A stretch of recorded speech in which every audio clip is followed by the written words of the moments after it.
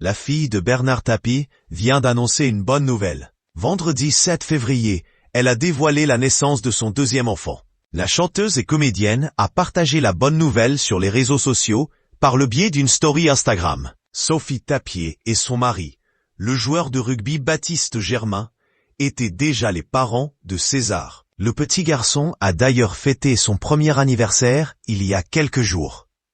À tout juste 1 an, le voilà désormais grand frère. Le couple a d'ailleurs dévoilé le nom et le sexe de leur nouveau-né.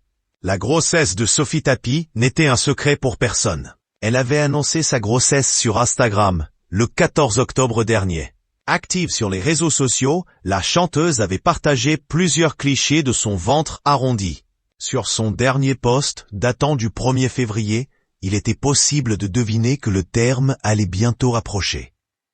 Elle n'avait cependant pas indiqué le terme. Vendredi 7 février, elle a donc fait une belle annonce aux internautes en postant une story. Il s'agit d'une photo sur laquelle figurent 3 mains, la sienne, celle de son mari et de son deuxième enfant. On peut également lire Elena, suivi d'un cœur. Le couple vient d'accueillir une petite fille. Son prénom vient du grec Élé, qui signifie éclat de soleil.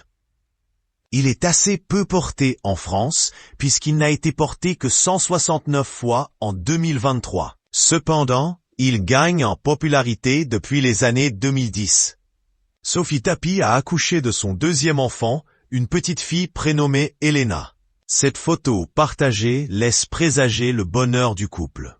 S'ils sont ensemble depuis peu de temps, ils semblent très complices. Sophie Tapie et Baptiste Germain se sont rencontrés pour la première fois au stade Vélodrome en 2021.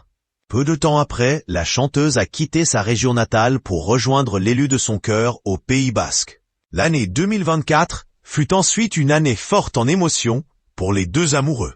En effet, en janvier dernier, ils sont devenus parents pour la première fois. César est né le 27 janvier 2024. Quelques mois plus tard, un nouvel heureux événement s'est produit. En juillet dernier, le couple s'est marié. Ils avaient choisi de sceller leur union à Bidart dans les Pyrénées-Atlantiques.